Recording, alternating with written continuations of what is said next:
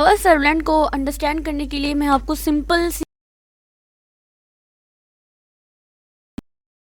Example, although जावा servlet हमारे मतलब lectures में इंक्लूड तो नहीं है, हमारे टॉपिक्स में इंक्लूड नहीं है, लेकिन हमारे चूँकि पेपर बनाने वाले का हमें कोई आइडिया नहीं होता कि वो पेपर कहाँ से डाल देता है, तो फिर भी हम इस चीज़ को अंडरस्टैंड कर लेते हैं। ठीक है, अब समझिए कि हमारे पास एक रेस्टोरेंट है, ये हमारे पास क्या है, एक रेस्टोरेंट है, और यहाँ पर ये एक किचन है। ये सारे टेबल्स लगे हुए हैं जहाँ हमारे कस्टमर्स ने आकर बैठना है।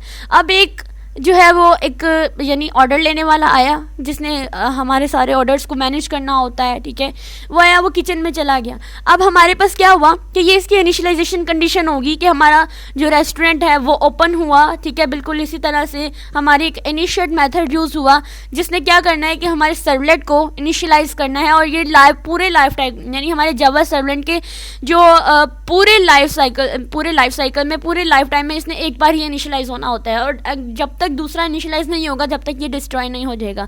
अब एक क्लाइंट आया, एक हमारे पास क्या आया, कस्टमर आया, वो यहाँ पर बैठ गया, और हमारे पास एक वेटर आया। उसने क्या किया, उसने इस कस्टमर्स ने जो भी चीज़ ऑर्डर की है उसने ऑर्डर लिया और चला गया किचन की तरफ। अब क्या हुआ कि यहाँ पे रिक्वेस्ट हैंडलिंग हुई। अब ये किचन है, ये हमारा क्या है, ये हमारे पास एक कंटेनर है। हमारा सर्वलेट हमारी सर्विसेज का एक कंटेनर होता है जिसने हमारे कस्टमर्स के सारे रिक्वेस्टेड को, सारी की सारी ऑर्डर्स को क्या करना होता है, गेट करना होता है। ठीक है, गेट करके उन्हें पोस्ट करना होता है।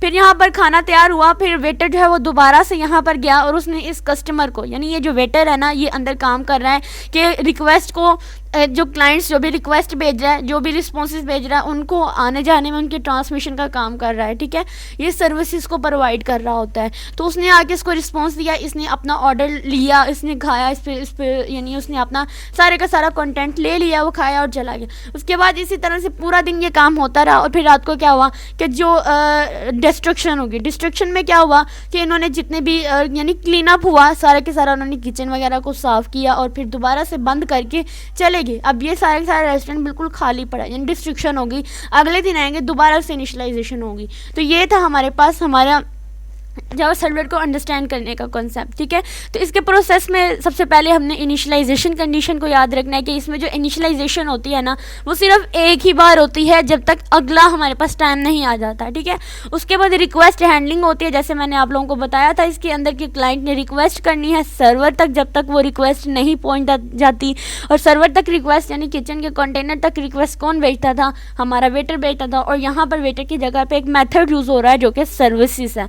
सर्विस मेथड क्या होता है, ये क्या करता है, ये कंटेनर तक जाकर जो है वो सारी रिक्वेस्टेड और रिस्पॉन्सेज को हैंडल करता है, और जो रिक्वेस्ट जा रही होती है वो HTTP रिक्वेस्ट होती है। ठीक है, और जो वापस आ रही होती है वो भी हमारे पास रिस्पॉन्स होता है। उसके बाद रिक्वेस्ट प्रोसेसिंग होती है, जो ऑर्डर दिया था यानी जो रिक्वेस्ट गई थी उसके ऊपर जो है प्रोसेसिंग हो रही होती है, उसके ऊपर एग्जीक्यूशन वगैरह हो रही होती है।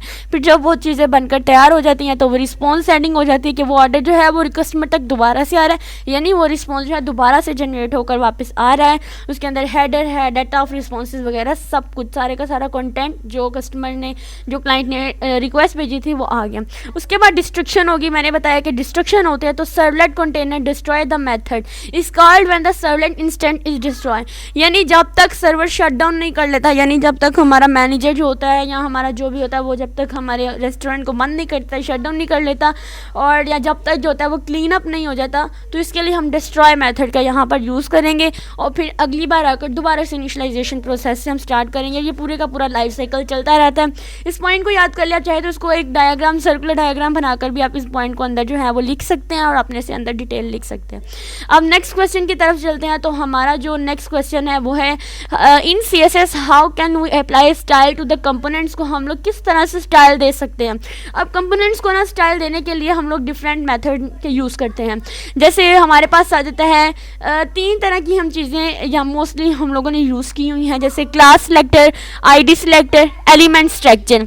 इनका यूज़ करते हुए हम लोगों ने क्या किया हुआ है, अपने CSS को स्टाइल दे सकते हैं इनके कंपोनेंट्स को। जैसे हमारे पास HTML में आप समझ सकते हैं ना कि यहाँ पर एक डिव है, ये एक टैग है, ठीक है। उसके बाद एक पैराग्राफ टैग है। तो मैं क्या करूँगी कि मैंने इसके अंदर एक, जैसे हम आईडी देते थे ना, तो इसी तरह से मैंने इसके अंदर एक क्लास बना ली है और क्लास का नाम लिख दिया है कंटेनर। और इसी तरह हेलो वर्ल्ड है, तो इस हेलो वर्ल्ड को मैंने चेंजिंग करनी है, इसको कलर विड्थ वगैरह देनी है, तो मैं क्लास लेके उसको अंदर टेक्स्ट कर दूंगी। तो जब मैं इसको CSS के अंदर स्टाइल देने लगूँ, तो क्लास का चूँकि ऑब्जेक्ट होता है, तो मैं इसी कंटेनर का ऑब्जेक्ट बना लूँगी, इसको कॉल कराऊंगी डॉट कंटेनर लगाकर। डॉट कंटेनर लगाकर मैं इस कंटेनर की, यानी देखो मेरे पास ये डिव क्या होता है, बेसिकली आप लोगों को पता होता है कि डिव जो है बेसिकली एक स्पेसिफिक एरिया को रिप्रेजेंट कर रहा होता है। यानी डिव जो होता है, जैसे मान लीजिए कि मेरे पास ये एक बॉक्स है। अब इसके अंदर जो मैं लिखूंगी वो इस चीज़ से बाहर नहीं जाएगा। तो ये जो डिव टैग है ना, वो यही चीज़ को रिप्रेजेंट कर रहा है कि ये जो पैराग्राफ टैग है ना, वो इसके अंदर ही पैराग्राफ लिखा जाएगा, इससे बाहर नहीं जाएगा। तो इस डिव के अंदर मैंने ये एक एज अ एट्रीब्यूट के तौर पर मैंने यहाँ पे एक क्लास बना दी है, ठीक है, और उसके अंदर इन्फॉर्मेशन डाल दी है।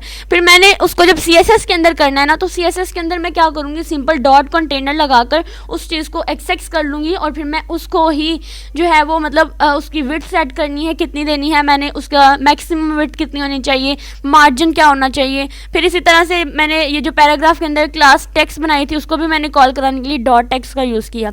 इसी तरह मैं ID सिलेक्टर का भी यूज़ कर सकती हूँ।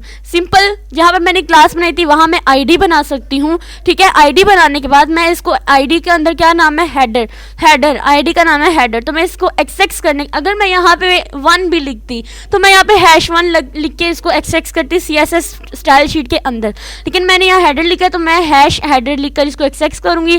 फिर मैंने #हेडर लिखकर मैंने क्या करना है, ये जो वेलकम टू वेबसाइट लिखा हुआ है ना, इसको मैंने जो है वो कलर देना है, इसको पैडिंग देनी है, इसको ही टेक्स्ट अलाइन करना है। उसके बाद मैं यहाँ पर एलिमेंट सिलेक्टर यूज़ किया है, यानी जैसे मेरे पास HTML में समझ लीजिए ये मेरे पास अनलिस्टेड और लिस्ट गिवन है। तो मैंने क्या करना है कि CSS के अंदर जब मैंने इसको एक्सेस करना ना, तो मैं इन एलिमेंट्स को, ये जो टैग्स के अंदर एलिमेंट्स होते हैं URL LI, इनको लेना है और फिर इनको एडिट करना है। यानी URL लिया और फिर मैंने इसको ये ब्रैकेट दी, एक बॉडी दी, और फिर मैंने बताया कि लाई स्टाइल जो होता है, टाइप जो है इसकी कुछ भी नहीं, लिस्ट की जो स्टाइल टाइप है वो नहीं होनी चाहिए, लेकिन जो लिस्ट गिवन है अंदर उसकी क्या क्या पैडिंग होनी चाहिए, उसका बॉर्डर बॉटम क्या होना चाहिए, वो मैंने यहाँ पर गिवन कर दिया, ठीक है। तो इस वीडियो के अंदर हम लोगों ने बेसिकली 5 क्वेश्चन को ही कवर किया और बहुत डिटेल के साथ कवर किया है, ताकि इससे रिलेटेड नेक्स्ट जो भी क्वेश्चन आएंगे ना, तो हमें बार बार रिपीट करने की उसकी ज़रूरत ना पड़े। तो नेक्स्ट हमारे जो 5 क्वेश्चन रहेंगे वो हम लोग नेक्स्ट वीडियो के अंदर क्रिएट करेंगे अपने पार्ट 2 के अंदर, और फिर उसके बाद हम लोग अपने लॉन्ग क्वेश्चन करेंगे।